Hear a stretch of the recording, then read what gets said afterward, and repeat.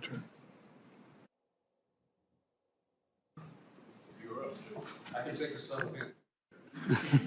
We're just going to have to get the gentleman from Kansas a clock. I thought it meant I had 4 minutes and 55 seconds left. Mr. Secretary, I was surprised to learn that medical research has discovered the probability that men and women who serve our nation develop certain cancers more prevalent among them than the general population. Are you aware of this? That men and women in uniform may develop certain different cancers than civilians? More frequent and the like? I'm not familiar with the particular study that you're referring to, but I'd be interested to see it. Also, I learned at the same time that brain injuries are particularly prevalent among some members of our military. And understanding the violence of that experience, it's not a surprise. But it does have long-term impact. Were you aware of that? Yes, sir. Do you know why? Well, decades of deployments to places where explosions, large and small, happen on the regular basis, and certain people are right next to small explosions on a regular basis or big explosions in one incident, or they have a duty MOS, like you're an artilleryman, where the constant thud of that alters the physical aspect of your brain in ways that we don't fully understand, but we know are caused by that service. So we're very aware of that. Do you feel a special responsibility as Secretary of Defense representing these services and the men and women who are part of them to make sure that we get as quickly as we can to the bottom of this and figure out what we can do, if anything, to reduce the likelihood of additional cancers or brain injuries? Senator, I served with a lot of men who were affected in a lot of ways by those types of symptoms, including symptoms that led to the taking of their own life. Yes. This is a deadly serious issue. We are committed to getting to the bottom of who it affects and why, and making sure we do right by it. So let me tell you what I've done about it.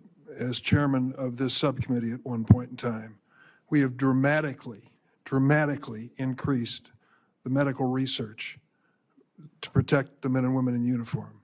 As we learn these things, we want to get to the bottom of it as quickly as possible. It is enough for me that they risk their lives for our country. We shouldn't make it a more dangerous situation, and we ought to understand what's going on in their minds and their bodies when they serve. And as a result of that, we have dramatically increased defense medical research. I think we owe it to the men and women in uniform. Your budget cuts two-thirds of that amount for defense health research. How can that be consistent with our mutual goal of making the military life a safer life for our men and women in uniform? Well, Senator, I would take issue with your characterization that all 2/3 of that, whatever was reduced, is focused on the issues that you just spoke about, because those are issues that, as a secretary who's very close to these issues and knows people close to these issues, my team knows that's exactly the type of research that we would fund. But we did find lots of other research inside the Defense Department to the tens and millions, and in some cases, hundreds of millions of dollars that was a boondoggle for the American people. Why? And Why do you say, proud to get give me rid an of it. example of a boondoggle in medical research in There are defense health. I mean, we're talking about some stuff I shouldn't say in public. You know, marbles in the rear ends of cats.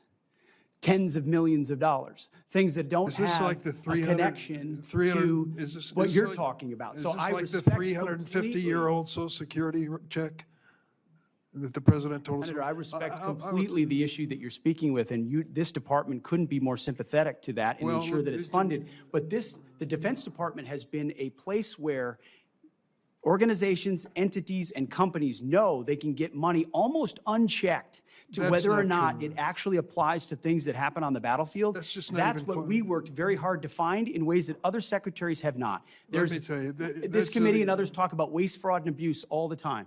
We have actually gone after waste, fraud, and abuse, because Let me every let dollar me that's just tell you that spent is a eliminating- dollar we can pour into the war eliminating fight. 2/3 of the money for defense health research.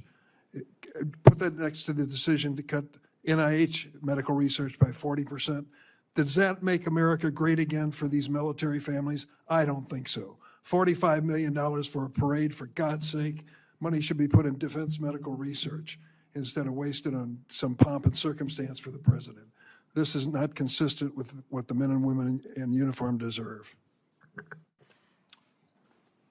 Senator Hoban, then Senator Schatz, Senator Bozeman. Thank you, Mr. Chairman. Want to thank you for being here, and I want to thank you for your